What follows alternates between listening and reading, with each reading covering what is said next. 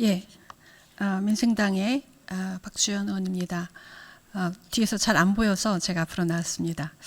총리님 그리고 국무위원 여러분들 코로나19 방역을 위해서 주야로 애써주셔서 감사드리고 반드시 좋은 경과를 보이기를 기원합니다. 그리고 오늘 이렇게 추경을 논의하는 것도 정말 우리가 이 추경을 코로나19를 함께 극복하고 전화위복의 기회를 삼기 위한 그런 자리라고 그렇게 생각하고 몇 가지 제안을 드리겠습니다.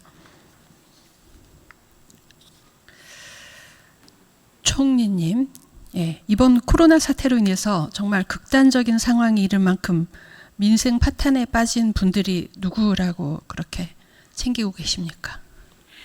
예, 아무래도 이제 코로나에 감염된 분들이 제일 어렵겠지만 그분들뿐만 아니라 자영업자라든지 소상공인이라든지 또 뭐 이루 말할 수 없는 여러 부류의 국민들께서 경제적인 약자라고 볼 수 있는 분들이 더 큰 어려움을 겪고 계시다고 생각합니다.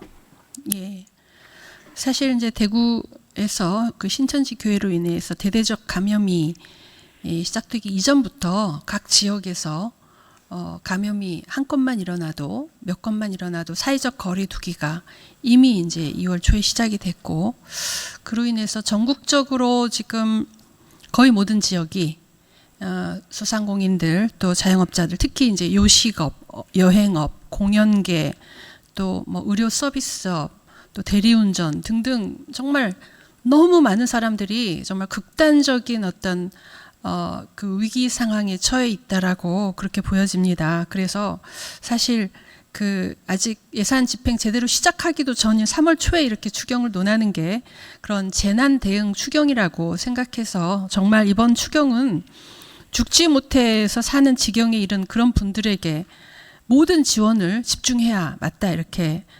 생각하는데 그렇게 생각하십니까? 예, 그렇게 생각합니다. 예, 부총리님.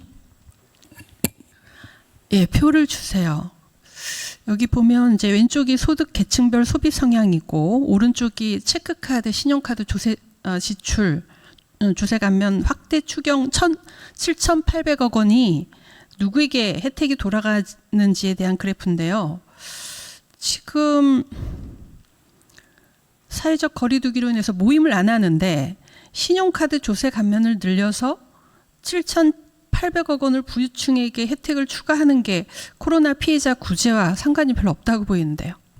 네, 의원님, 아까 말씀드린 것처럼 추경에는 이 코로나 이후에 경기 진작을 뒷받침하기 위한 것도 포함되어 있다는 말씀을 드리고요.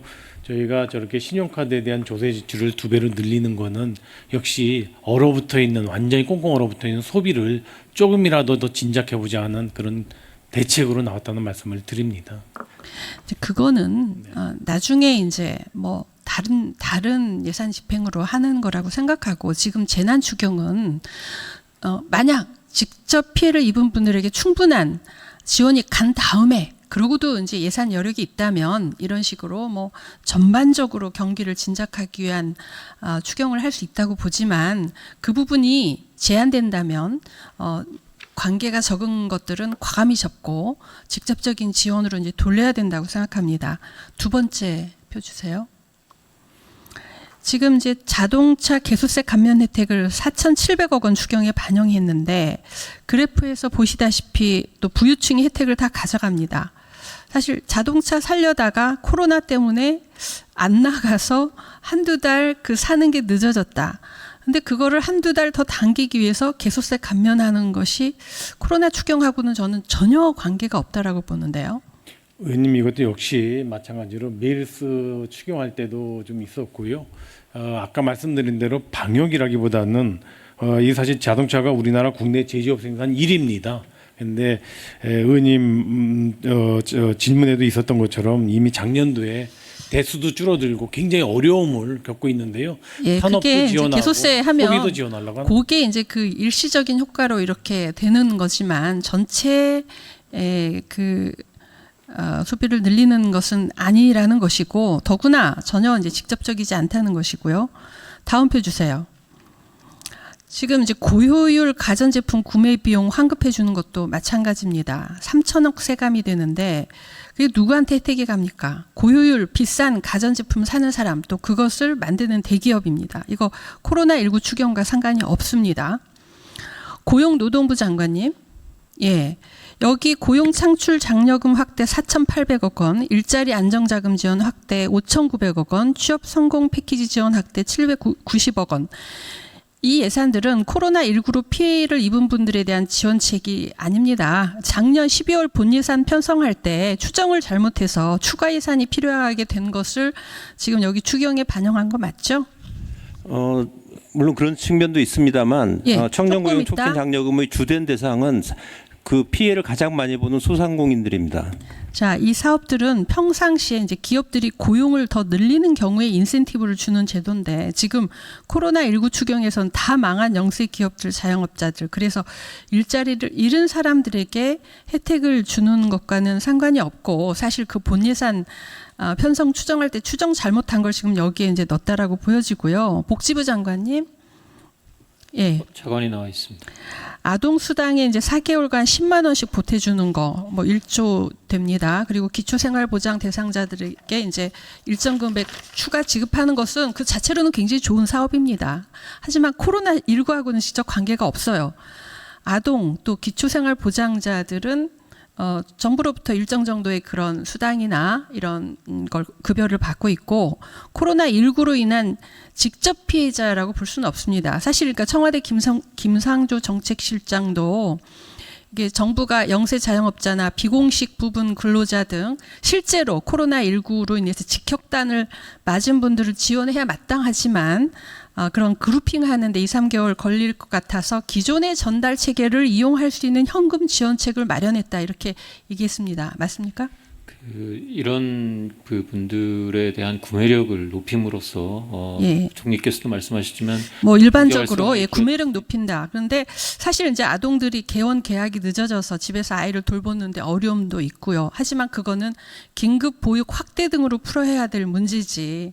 이걸 아동 수당을 늘려서 구매력을 높인다. 이거는 지금 정말 재난 추경하고는 별 상관이 없고요. 사실 이왕 보수 진영에서 뭐 포퓰리즘이라는 말도 안 되는 그런 비판을 들으면서 현금 지원을 결심하셨으면 정말 꼭 필요한 분들에게 가는 것이 맞다고 생각합니다.